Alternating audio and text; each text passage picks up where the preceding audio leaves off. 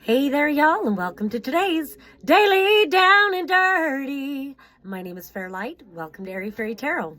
All right, y'all. So sometimes I'll just get a glimpse of the cards and I'll hear what the title's supposed to be. And what I heard was cycles of reactivity. And I'm like, what the fuck does that mean? I mean, I get it, but then I was like, and really I think what it's getting at is making the unconscious conscious.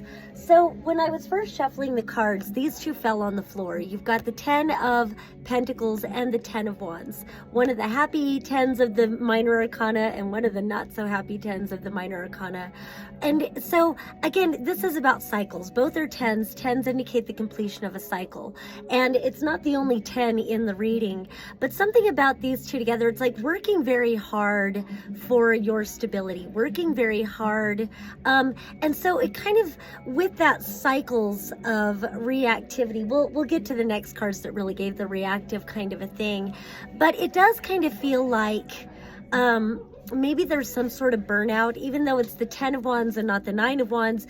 It does give a feeling of some sort of burnout, like almost like feelings of futility, like what is it all for? Like, yes, maybe yes, I'm getting the bills paid and whatever, but it just feels like there's always an uphill battle, an uphill struggle to make ends meet at the end of the day, or something like that. Or it could be, you know, an internal, like an emotional struggle or something, some sort of burden. Maybe you feel like you're putting on a facade or whatever this is about. It just does feel like you've completed something and the energy is shifting, and it has to do with some sort of unconscious becoming conscious, and which could come out as reactivity. So we've got these two cards. This one kind of wanted to clarify these two. We've got the 7 of Wands and the 2 of Swords, and that's what kind of gave me that. It's almost like feeling somewhat defensive and making choices out of trauma response. We get into such survival mode, and so we don't even recognize that we're making choices sometimes. We're just doing the best we can, even though this is a card of like you've achieved higher ground. It really feels more like keeping your head above water in a way, some sort of a defensive pose. And again, maybe not being aware, she's got this blindfold on, maybe not being aware that there are other choices that could be made, and we can get looped into a routine that maybe isn't what's best for us. And then that's clarified by the 7 of Swords reversed. And you know, especially lately when I get swords, reverse swords cards, it really feels like it's an internal thought process. It's whatever we've been programmed to believe, indoctrinated, whatever it is. And so there's something about not being honest with yourself. The 7 of Swords is about deception or being sneaky or things hidden in the dark. And so again, with it being reversed, it feels like it's more of an internal dialogue with both of these. And so again, we get our neural pathways firing in fight or flight, fawn or freeze. It's our survival mode. And so again, we don't even recognize that we're making a choice, let alone even recognize that there are other choices that we could make.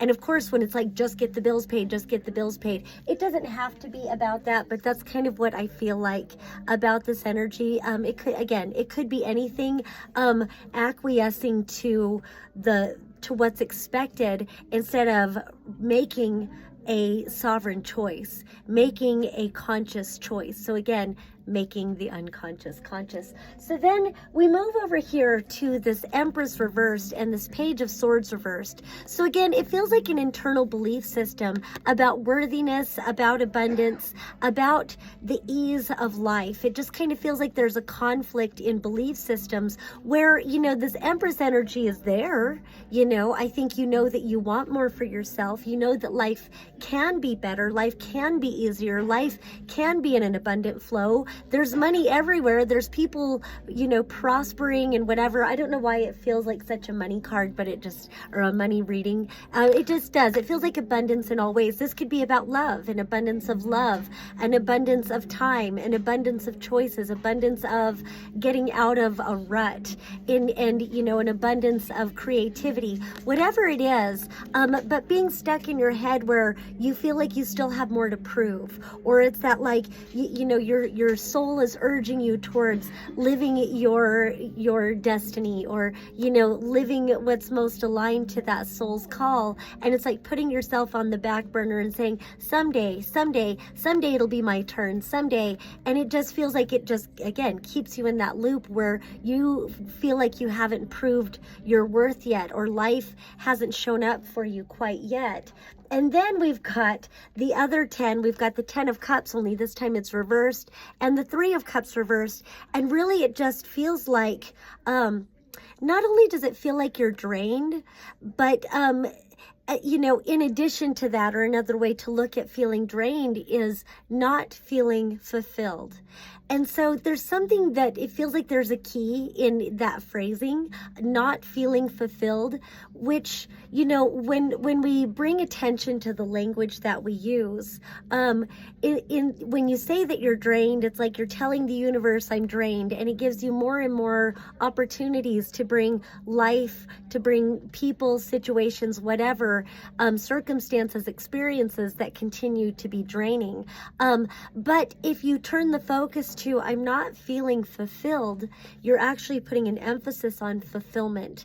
And so it kind of opens up the dialogue between you and the universe of like, I'm not feeling fulfilled, but I'm open to fulfillment. And so it just feels like between like friends and family members, it doesn't have to be friends and family members are draining you, but it can very much feel like you are showing up and you're pouring yourself into it, but you're not coming from a place of fulfillment. And so what is the quality of what you're pouring into other people, other situations, other circumstances?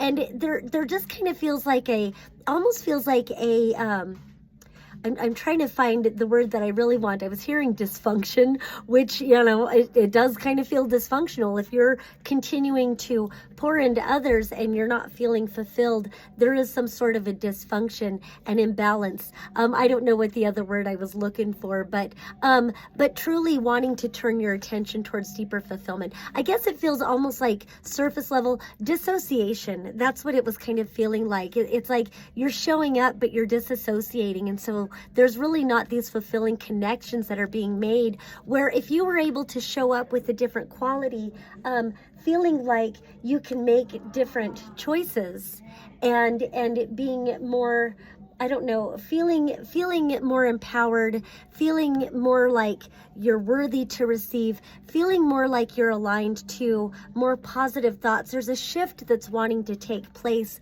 within you to bring greater fulfillment. And then we end with the Star card, and I'm really happy if we're going to land on something after all of that coming through. I am not mad that it is the Star card, because this can be a card of fulfillment. I like this card because it does show like the hermetic teachings of as above, so below. What I don't really like about this card is I like the traditional naked woman at the pool of water. I feel like that personifies the message that of transparency. I've got nothing to hide. The star comes out after the tower, and so it's like after reality has crumbled, after things have just fallen and you know, reality has crumbled and fallen away, and whatever different scenarios fell apart, it's like, okay, I tried it your way. I built up my reality in the way that everybody else said, oh, this is the way to do it, and things still fell the fuck apart. And so now I've got nothing to hide. But I do like that she embodies that. Now it's focusing on what are you choosing to manifest from your transparent truth, from your transparent desires, from what is most nourishing, fulfilling and healing. I was trying to say fulfilling and healing at the same time. Fulfilling at the same time for you.